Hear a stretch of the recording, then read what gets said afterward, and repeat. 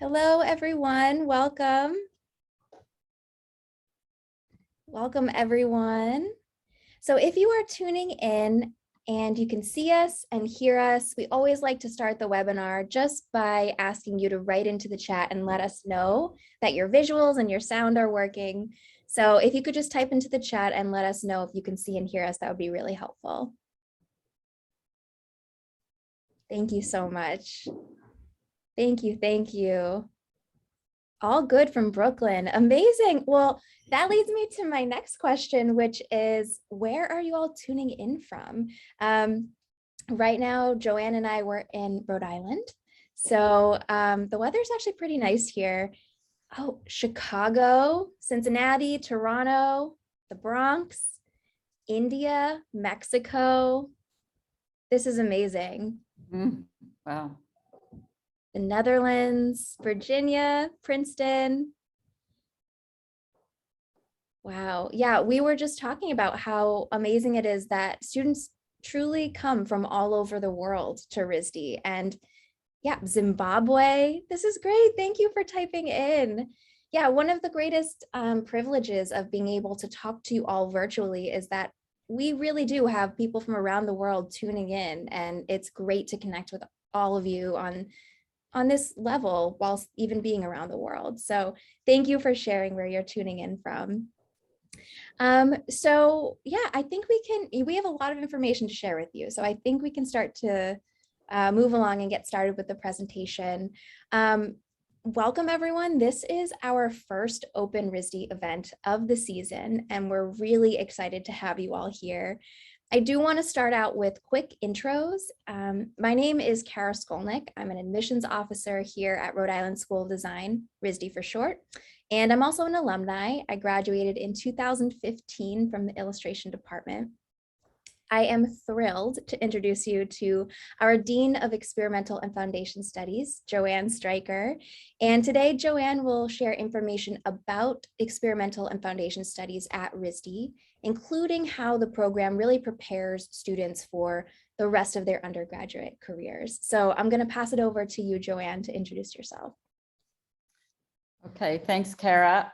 Yeah, as Kara said, I'm Joanne Stryker. I'm the Dean of Experimental and Foundation Studies. I've been at RISD for a long time, and welcome. And I look forward to sharing a lot of information and some imagery with you, some student work.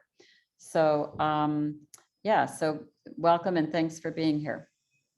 Thank you, Joanne. So before you get started, I am going to just quickly let everyone know about what's up for the week, what's in store. Today is a really special day because it really does start off our week-long series of virtual open house events, which will serve as informational resources for you all to learn more about RISD. And throughout the week, you'll hear directly from our faculty about their departments, as well as even student panels to help give you an insider's perspective about what it's like at RISD. You can all find a full listing of this week-long Open RISD schedule on our website, and that will be found under the Admissions First Year Students Open House tab. So make sure you check that out. And of course, the benefit of these events all being virtual is that you can not only share these moments with us coming from all over the world, but they'll be recorded and posted on our website for reference. So no worries at all if you miss any of the events as they're happening live. And whether you're tuning in as a senior, a junior, sophomore, freshman, transfer student, or even a parent, we are so happy to welcome you and to welcome you to join us for these events. So without further ado, I want to pass it over to you again, Joanne. And Joanne, you're going to begin your presentation on what is arguably the most transformative year at RISD. So I'm really excited to hear your presentation. I'm going to stop sharing my screen and let you have those privileges. One last thing for anyone, as you're listening, if you have questions, I'm going to be behind the scenes in the Q&A tab. Please type those questions into the Q&A tab, and I'm going to hold on to some of them for the end, and Joanne will help us answer those. Okay, great. Thank you. All right, thanks, Kara. Yeah, so as I said, welcome, and I'm excited to talk with you. I'm most excited about hearing what your questions are, but first I'll go through my my information. So as Kara said, it's a very transformative year. It's really a year of a lot of experimentation, thus the word experimental in our the head of the title of our division. And it's experimentation with materials, with processes, thinking in different directions. And what we're really looking for are really open-minded students who are willing to experiment, willing to try new things, new territory, use materials that you've never used before, and use them in ways that you've never thought about using them before. We're looking for students who are excited about being in a class of 480 artists and designers who are all really great in some aspect of art and design, and really excited about working with each other, learning from each other. You'll learn so much from your classmates, and to really immerse yourself. It's a true immersion in art and design. The studios are, all about working with your ideas, getting multiple ideas, and taking your ideas through iteration after iteration after iteration. So trying things, changing things, testing things, and really coming up with a lot of different possibilities. And at the end of the fall semester, I think you'll have a new outlook on what art and design can be, what your attitudes about it are, and really have an expanded idea about those things. There's great community in the first year, and that's gained in a lot of different ways. So first of all, there's the residence hall where all the first year students live together. And then we will have you be part of a section of 20 students. And those 20 students will stay together for their 3 studios, which are drawing, design, and spatial dynamics. So that's another community. You'll have your residence hall community. You'll have your section community. And then I'm sure you're going to hear a lot about the possibilities in student affairs areas for a lot of clubs and activities outside of the classroom. And that's another place to build, to find people with common interests and build community. So I think you'll be together in your studios, like whether you're going to major in architecture or painting or apparel, graphic design, sculpture, whatever you might think you're going to major in, you're going to all be in the studios together. So a lot of crossover and a lot of interdisciplinary thinking. You don't need to know what you're going to major in until much later in the year. But in all cases, it's really about broadening your experiences, building your confidence to really choose any major at RISD. And as I said, a lot of experimentation, also a lot of really analytical, critical thinking. The critique process is important at RISD in the studios. That's how we give you feedback. You give each other feedback on the work. I keep saying we're immersive. Part of that is that our studio courses meet 1 day a week. So as I said, it's drawing, design, and spatial dynamics. They each meet 1 day a week for 7.5 hours. So you'll be in class from 8:30 to 5 with an hour for lunch, 1 day a week. So you might have design on Monday, drawing on Wednesday, spatial dynamics on Friday. And then you'll also have 2 liberal arts courses, an art history course and a literary arts course that will meet on the days that you don't have studio. Our faculty are really dedicated to first year. They're come from a lot of different disciplines. We have painters, designers, graphic designers, people that work in robotics. We have filmmakers. We have faculty who are more focused on community work, social equity and inclusion through their artwork. So really, every kind of discipline is present in our faculty. We've hired a lot of new faculty in the last, 5 or 6 years. So we, stay current and stay fresh, and all of our faculty are very active professionally and have exhibitions, have worked in museums, and some of them have practices in areas like graphic design and architecture outside of their teaching. So a lot of the work, is around discussions around sustainability. RISD is starting to really focus on the importance of sustainability, social issues, race and social equity.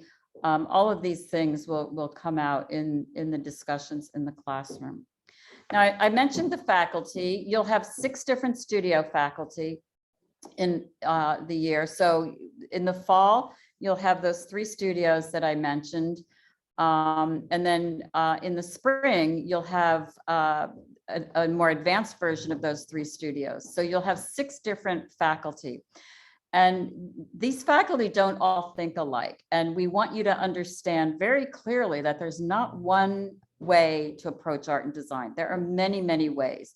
And everyone thinks differently. Everyone approaches it differently. And our goal is for you to be exposed to a lot of different approaches so that you can start to figure out how you think and what kind of direction you want to take your work in. You will have faculty who will contradict each other. And we honestly really think that's a great thing. We value that. And we feel like, knowledge in art and design fields, it's not a fixed thing. It evolves and changes. And so we want you to have a very active, open mind that you're willing to think about things from a lot of different points of view. In between the fall and spring semester, we have what we call a winter session. It's a 5-week time when you get out of foundation studies and you can take a course anywhere in the college. You can take a glass blowing course. You can take a painting course, an architecture course, a course in coding. And that's it's an opportunity for you to try out a major. Like you think you might want to major in graphic design, but you're not sure, you can take a course there. If you know you're going to be a graphic design major, then maybe you should use that opportunity to take glass blowing or something that you hadn't thought about before. Let's see. So we have 16 different majors at RISD. I'm not going to list them all, but there's furniture, industrial design, painting, jewelry and light metals, illustration, things that are more design oriented, things that are more fine arts oriented, and also, disciplines that are more 3-dimensional, some that are more 2-dimensional and time-based. So really a lot to choose from. We will do a lot of programming the first year to introduce you to those majors so that when it comes time in the spring to choose a major, you'll have a good sense of what you want to choose. And the courses that you'll be taking the first year will also help you with that. So every year we have students who come in thinking they're going to be a painter and they end up in architecture, maybe because they've never done anything 3-dimensional before. And then they come here and they do, and they just fall in love with it. So it could happen. Maybe they come in thinking they're going to do architecture and they end up in painting. So we want you to come with an open mind as far as your thinking and also what you might want to major in. So I'm going to share my screen now, and I am going to show you some slides of work done by first-year students. Let me just get this. Okay, so I hope you can all see this. And I will just go through these images, talk to you a little bit about what they are, what course they came from. And but I'll go kind of quickly through these. So I'm starting out with the design course. Your design course could have a lot of parts of it on the computer, working with different softwares, also coding, writing your own software, or it could, and it'll look like both of these, not one or the other. You'll also have times when your design classroom looks like the image below, which is very messy, very much about exploring different materials. The assignment from that table I just showed you starts in the nature lab. RISD's got this amazing facility, the nature lab, which you can find a lot of information about that online. But starting with some drawings of just natural forms, and then taking just found materials. The students here were not allowed to purchase any materials, but just using found materials for sustainability reasons and just to see what's out there, starting to find some rhythms and patterns and gestures in those drawings that they did from the nature objects, and then starting to represent that more abstractly in this design course. Here's another assignment from a design class. And the one thing I want to stress that you don't always see when you just see the final work is all the work that goes into some of these pieces. So the centerpiece, the largest thing here, the white on black, is the final product here, but you can see all the trials, all the iterations, the research, some of the drawings that were done in order to get to that place. And these are hand cut. It's not cut on a laser cutter, although we do have laser cutters and students do use those. But this is hand cut, pretty large scale. And the idea was to choose something that happened in science or medicine, in history, and to do a visual representation of that. And this was showing the bubonic plague of the 14th century. The student did this right before the pandemic. So I guess he was a little bit seeing what was coming here. But anyway, it's so there's the idea of this time in history with the ships that you see, how it was transmitted. So a lot of information gathered about this virus and the tragic pandemic that this caused for years and years and years in the 14th century. Also in design class, a lot of study of color and color theory, and then but taking it beyond just the exercises that would come. So these pieces would have had a lot of preliminary exercises about color that would lead up to these. But the students here were asked to Xerox their fingerprint. You can see a fingerprint present in each of these if you look carefully, the wavy kind of lines. And then to combine that as a kind of a self-portrait without their likeness, but a self-portrait bringing in other aspects of their life that they felt strongly about. So on the left, you can see the computer screen and some references to family traditions and things that were important to the student and working it all out in a design. On the right, this was a student from South Korea, and you can see the imagery and the patterning and she also referenced her love of rain and mist, and you can see that a little bit towards the bottom of the composition. So there's always room, most often room in these assignments for you to really bring personal content, things about your identity and what's interesting to you as you're learning about things like color theory. Here's some cityscapes, again, where the color is very important, like to set the mood. These are not typical cityscapes. It's not like just looking at it and replicating what you see, but really taking the elements of the city and the color and the way the color sets the mood to just express what the students are feeling about that city, but really making it much more interesting spatially and design-wise. And space The study of space, the understanding of space is something that you'll hear in your design class, in your drawing class, and in your spatial dynamics class. It is, you know, a very, very important element. We exist in space, we move through space, and, you know, so it becomes a very strong element in many of our courses.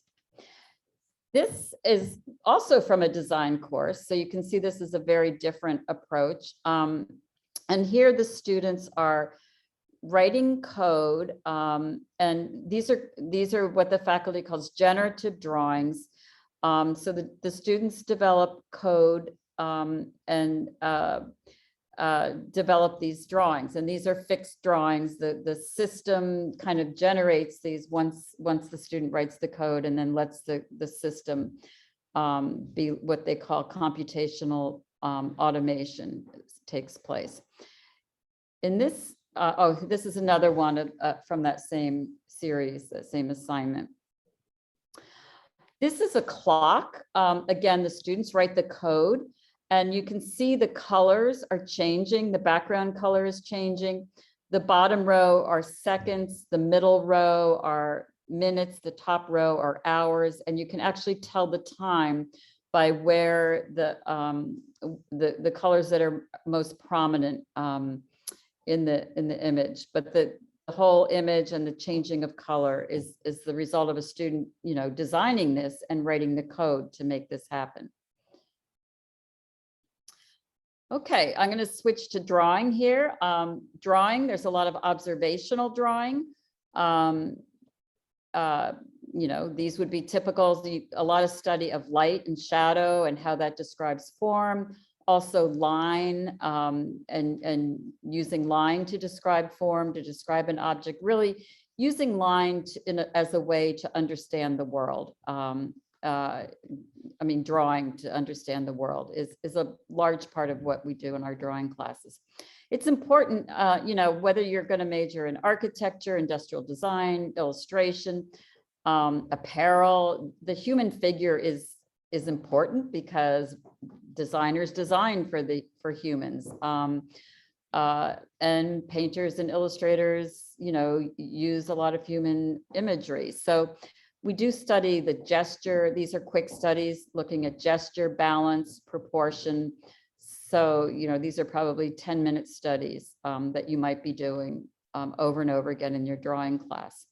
And then I mentioned space. Space is, you know, we work with perspective in the drawing classes, and it can be very precise like this, but then we get beyond that where you're starting to distort the space, use the space. These are two different drawings from our drawing rooms, and really beautiful drawings, you know, but distorting, you know, once you understand the space, you can start to, and the systems of perspective, you can start to really distort them. And then carrying it even further, you can see in this drawing that this student really understands space and different systems of perspective, but she's taking it much, much further and really getting it much more abstract, much more expressive, really an incredible range of mark making and but you can still see where she's looking at and responding in a much different way from just trying to depict exactly what's in front of her. Here's another one, much more expressive, much more aggressive in the way, the use of the medium, you know, using a brush and really a much quicker kind of drawing. But so this, to give you an idea of the range of things that you will be doing in your drawing classes. A lot of self-portraits, a time to investigate identity, composition, design of the page, taking what you learn in the design class, applying it to how you place that figure on the page. Here's a couple more self-portraits. And you can see the one on the left pushed much more, you know, in a very dramatically lit kind of realism. And the one on the right, much more generalized, but more expressive in a way. And I think a really really powerful drawing, both of them, but in very, very different ways. So, we want the students to bring themselves to the work that they do, really. Also in the drawing classes, this is, a large, piece that you can see several students are working on. This is typical. Here's a setup that the faculty and students made together, and the students doing a large drawing from that. So again, you'll be working together, you'll be working individually. It will change week to week and from class to class. Towards the end of the year, in the spring semester, a lot of the students are asked to develop a body of work where they stick with a theme in their drawing. And this is a really powerful example of that. One student did all of these drawings in the last few weeks of the semester in the spring. You can see starting out on the right with these very kind of small studies of like shells and pieces of wood and I think a lot of bones, just different nature objects. And then they started to get larger and kind of zooming in on the objects. And here's another example, and starting to use, you can see the drips and the different materials, a lot of gesso used as the whites here in the compositions, but really beautiful drawings that the student developed over several weeks. Okay, now in spatial dynamics, that's more of a three-dimensional course, a lot of time-based media, but also 3 dimensions. You'll be working in shops. All of our students do some projects with wood and some of the things like bandsaws, drill presses. But you'll also be experimenting. You can see on the right, the student is investigating canvas as a 3-dimensional material. So you can have the canvas that's glued, canvas that's sewn, canvas that's wider. I think this student was looking at natural forms to come up with these different ways of working with fabric. The ones on the bottom are muslin. And so seeing how the muslin responds differently to the same kind of patterning as the canvas does. But just a very, like investigative, let me see what this does kind of thing. This would be about tension and compression, and using just some wire, some string to create this form that stands up and holds this this large ball bearing, the weight of it. And then using paper to create this incredibly beautiful representation of a coral reef. And the student would have done, as I said, a lot of practice, a lot of figuring out. You don't just sit down and create something like this in a couple of hours. It's a long process, and this is quite large scale. So I would say it's probably about, I don't know, 5 feet tall. And so, what are the properties of paper to make it this way? What kind of support do you need underneath of it? Drawing it out, but also, letting the paper take you in a direction that it will go in, that it wants to go in. So being planful, but also responsive at the same time as you're working, allowing the materials to let you work through the process. Another assignment is to build a cardboard chair that will support your weight without any glue or fasteners. It's just cardboard to cardboard, so it's all through folding. You can see that like I mentioned, iterations on the upper left there, making all those different chairs slightly differently, folding them slightly differently to try this, try this, try this. No, oh, this gives me an idea. Now I want to go try that. That's what the whole year is about, coming up with an idea that you wouldn't have come up with if you hadn't really stuck with something and really tried to work through it.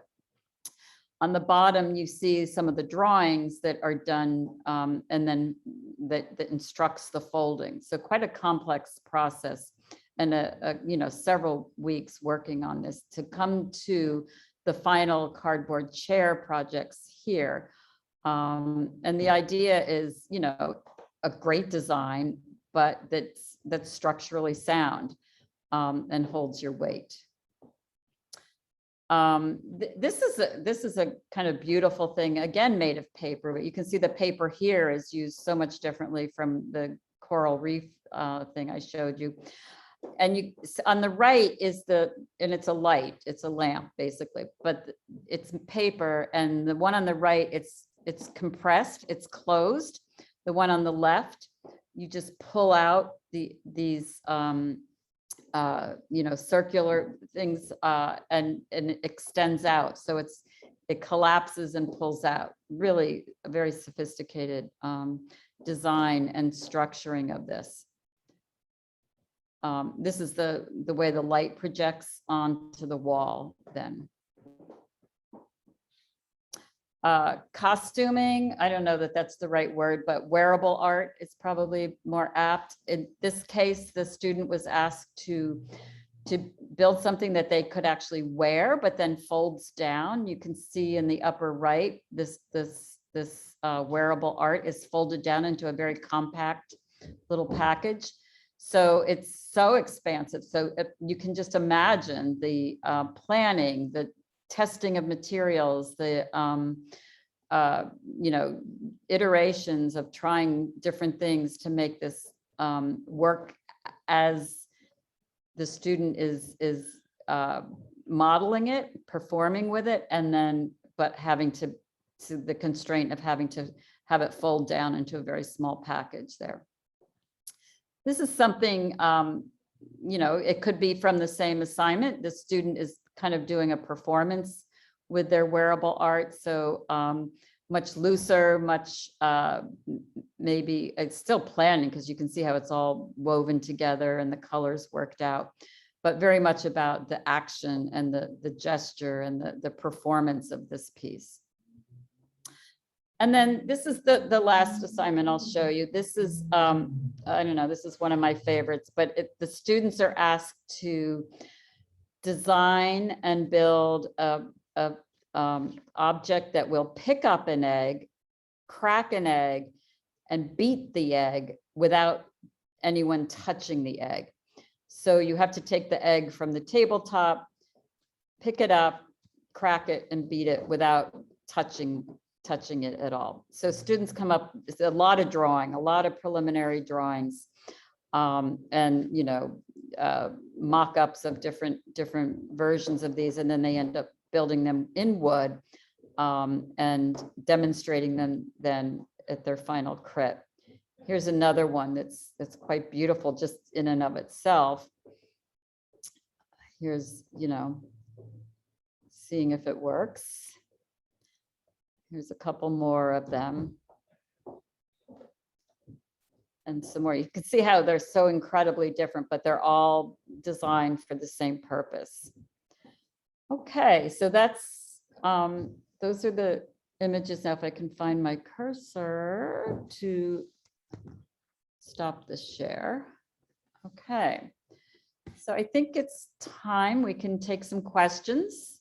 Yeah, that work was so inspiring to see. Thank you for showing such a range of work. We had great questions come in, and if you do still have questions, please feel free to type them into the Q&A tab. I want to start with a question that we get asked a lot.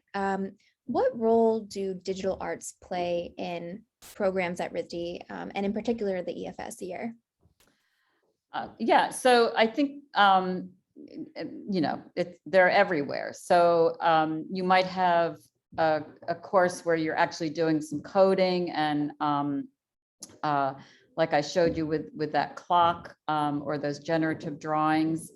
But students bring, digital media, computer technology into, their work no matter what they do. We have one professor who is, he kind of shows students Rhino, but he really wants them to hack it. we don't like students to just like obey the software. We like them to hack it and do things that it's not supposed to do, use it in different ways, like be inventive with it.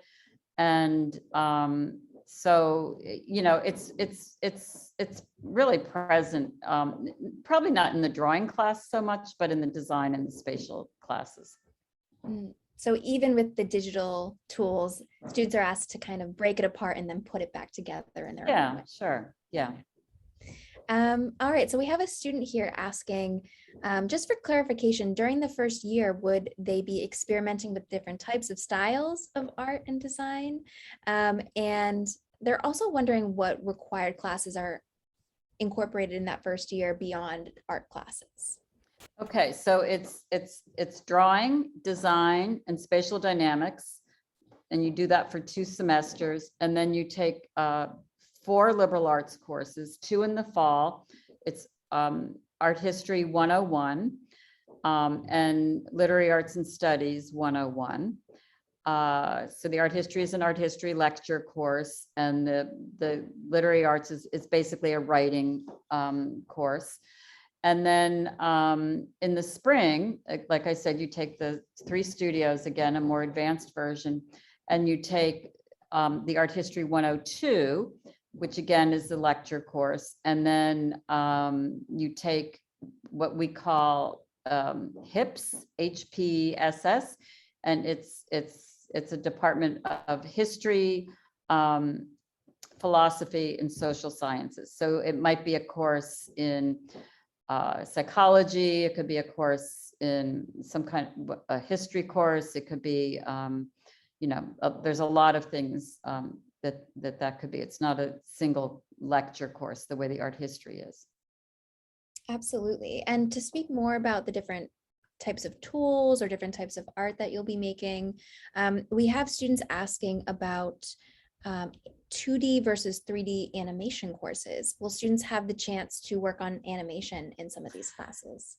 Yeah, it's not like everybody does it, but a lot of the drawing faculty will have students do a drawing animation that might be a little bit like, if you're familiar with William Kentridge's work, he films himself as he's drawing, so the animation becomes the making of the drawing. So there's a lot of animation in drawing courses. There's also some of the design courses do like claymation pieces or different approaches. And you can also elect an animation course during winter session. So and there's also open assignments that if you want to do an animation for kind of an open assignment, typically faculty will start the semester with kind of specific directed assignments.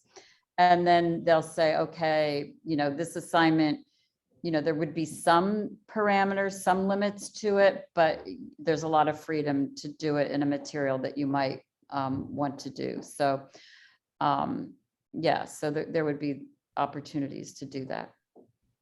I'm so glad you mentioned that the opportunities are open, because we also have questions here about coding, about printmaking. So is it fair to say that students will have access to those types of mediums as well? Sure. Yeah. I mean, I think, we don't have printmaking facilities, but there are faculty who, will bring a press in and they'll do like some monotypes, monoprints. Not every faculty does that. The faculty actually have a fair amount of freedom to direct their courses. And then again, winter session, there's several different coding courses. And some faculty do bring that into the studio in the semester, but not everyone does. But you can probably address some of the assignments with coding. So again, it's, you can take advantage of the kind of more open-ended assignments that tend to come about mid-semester to the end of the semester. Absolutely. And to touch upon what you mentioned, maybe EFS does not have printmaking studios, but absolutely RISD does have. Oh yeah. Yeah. And you can take a winter session course in printmaking for sure. Absolutely. Yeah. Yeah, and there's a question here about someone whose goal is to go into landscape architecture, and I think they're asking what programs or classes we'd recommend.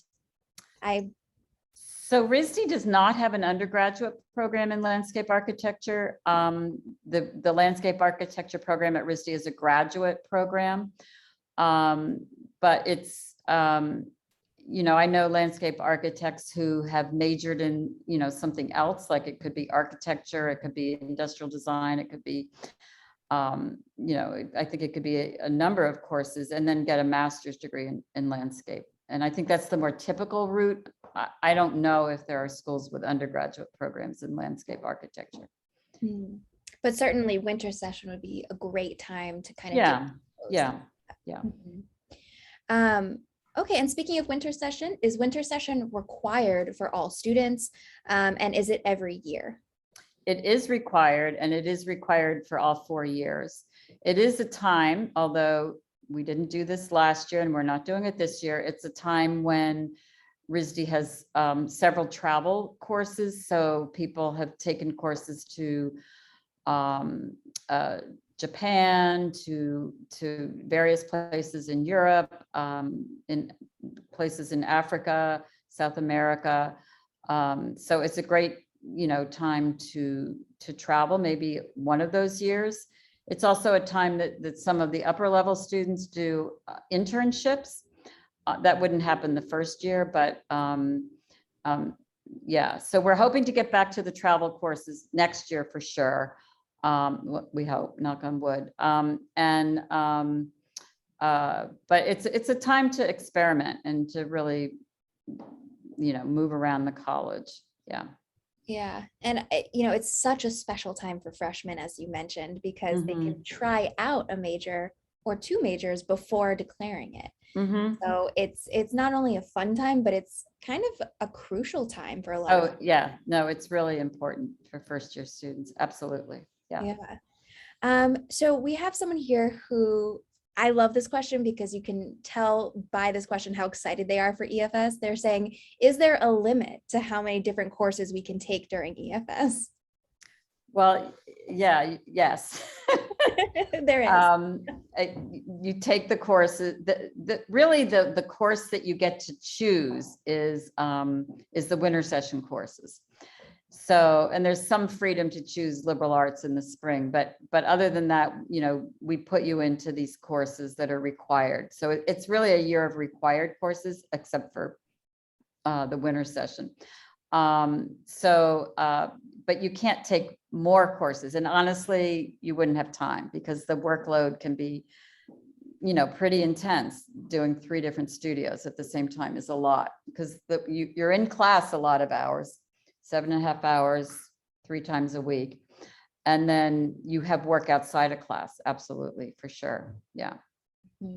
So speaking about that time management a bit and speaking about the workload, does the program change if you are part of the dual degree program? And for those out there who might not know this, the dual degree program is where students will get their BA from Brown and BFA from RISD simultaneously. So yeah, maybe we can talk a little bit about that. Sure. So the dual degree students take all the studios at RISD. In the fall, they take the art history with us, but they take one liberal arts or one course at Brown. It doesn't have to be a liberal arts. They take what Brown calls a first year seminar. And then in the spring, they take both of their liberal arts at RISD, at Brown. They take the studios here. So the first year is basically a foundation year, except all but one of the liberal arts are up at Brown. So you still will get that core EFS experience. Oh yeah, absolutely. Yeah. And because it is such a core experience, for those students who are coming in as transfer students, will they still get the EFS program as well? So what we do for transfer students is we look at their transcripts and we look at their portfolios and we say, okay, this student has done, 2 years of work, sometimes at another art school. So we don't have them redo the foundation. if you're coming from a liberal arts college and you've only taken, about 4 art courses, then we'll have you come in the summer for a summer foundation program, so that you have enough credits and you get the experience of our foundation before you move into the major that you chose. Yeah. Absolutely. Which, again, I think it's important to reiterate how special this program is. And it's reflected in the fact that there's really not many ways that you can get around going through this program to graduate university. Yeah. No, it's a critical part of your education. There's no question. Yeah. Absolutely. And I will say, when I go and talk to alumni groups, they all love that first year, because like you said, it's transformative. They're all living together up in the residence hall. They're away from home. It's just, the going from a, 50-minute or 60-minute art class in high school to 7.5-hour studios it's a huge, huge change. Yeah. It is. And you mentioned in your presentation that you're going to be in a class with 20 students. They're all going to travel with you throughout all the courses. So you also build a small family and a small group of, friends that you're going to be friends with for many, many years. So yeah. And so some of you will go into painting, some into architecture, but some into apparel and whatever, but you'll have connections with all those different departments because you have friends there. And, students keep influencing each other's work for the whole 4 years, even though they're in different departments. Absolutely. And that's beneficial at school, but also when you graduate, because now you know people in all different. Yeah, very much so. Absolutely. All right. So we do have a lot of great questions. I want to try to answer as many of these as we can. On average, what would you say a typical week would look like for a first-year student? And I think it's important to also mention, what does it look like in terms of self-care and doing homework, and like what would a typical, maybe we can break it down into a day. Okay, well, so you might, let's say you have drawing on Monday. So you'll be in class for those 7.5 hours, and that day could look like, it could look like a lot of different things, but let's just say the faculty has the model there in the morning, and you're doing a whole lot of 10-minute studies where you're really looking for those things that I mentioned: balance, proportion, gesture, understanding the human figure. And then the faculty might show some slides, like a lecture, and talk about something that they want to introduce, whether it's a compositional design idea, a lecture related to an assignment that you're going to do, or some work you're going to do in the afternoon. And then maybe in the afternoon, you're going to do a much longer drawing that might take up, 3 hours of the afternoon. It could be from a setup in class. It could be working on a homework drawing that they want you to get started during class time. And then probably you'd end the day with a crit on the work that you had done the week before, to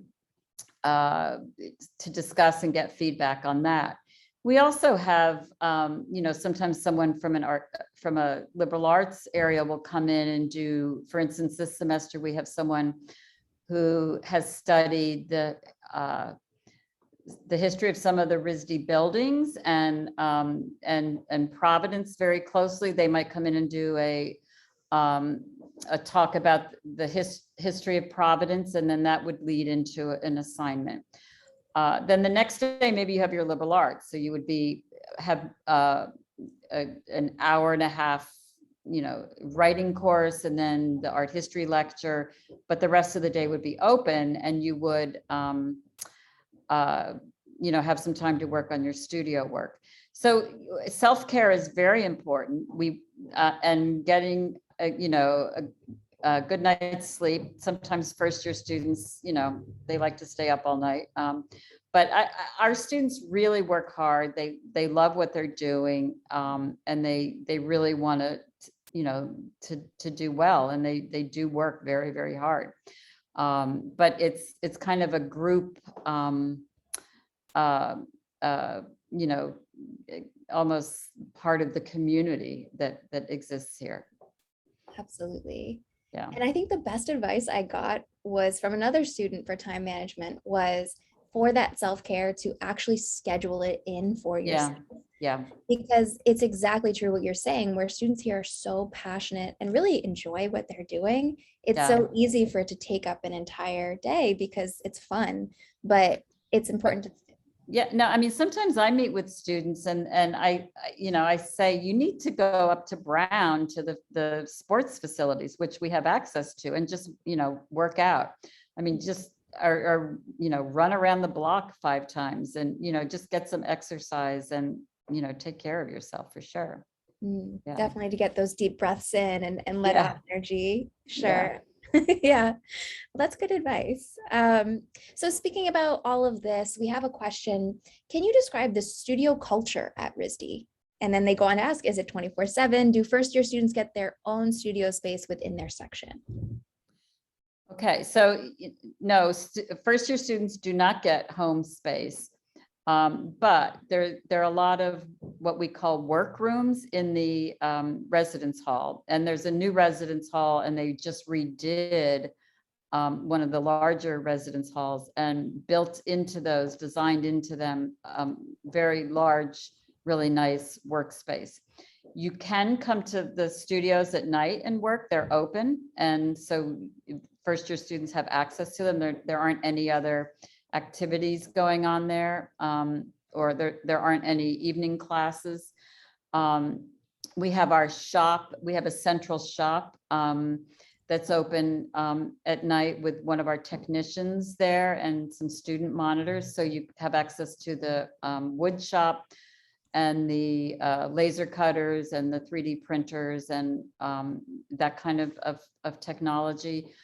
And the studio culture, I think, is that students work together and they come into they go to the shop together to work on an assignment that they have, or they come into the drawing studios to work together, you know, on whatever they're doing. So it's, and I think, you know, it's usually a very supportive, students really get to know each other because you're together a lot. You really get to know your faculty because you're with them for, you know, a long day.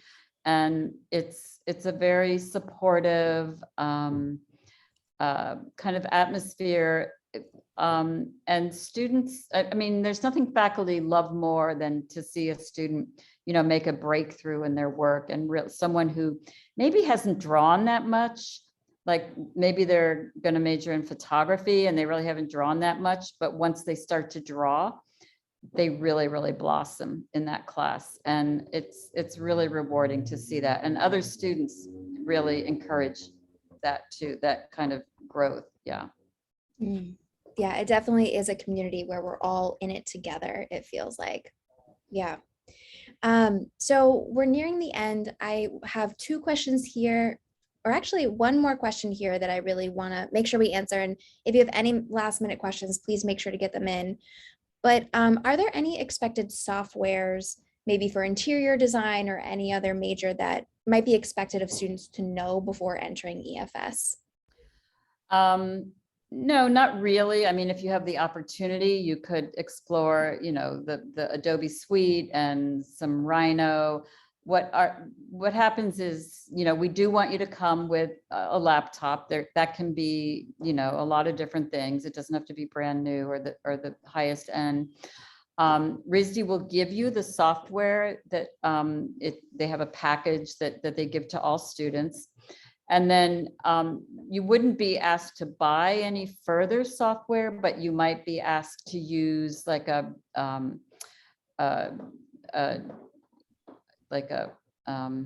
beta version, a demo version. Sometimes you can get a version of software for free for a month as a trial.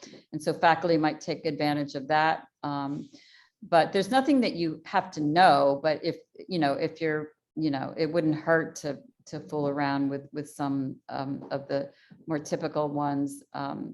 Now, when you go into a major, you know, what the architecture areas or interior architecture, you know, they're going to have you using CAD and Rhino and different things. And but most of that is supplied, so you shouldn't have to buy too much of that. Yeah. So these two questions align. I want to combine them. So what kind of students are you really looking for? Are you looking for leaders, creative personalities?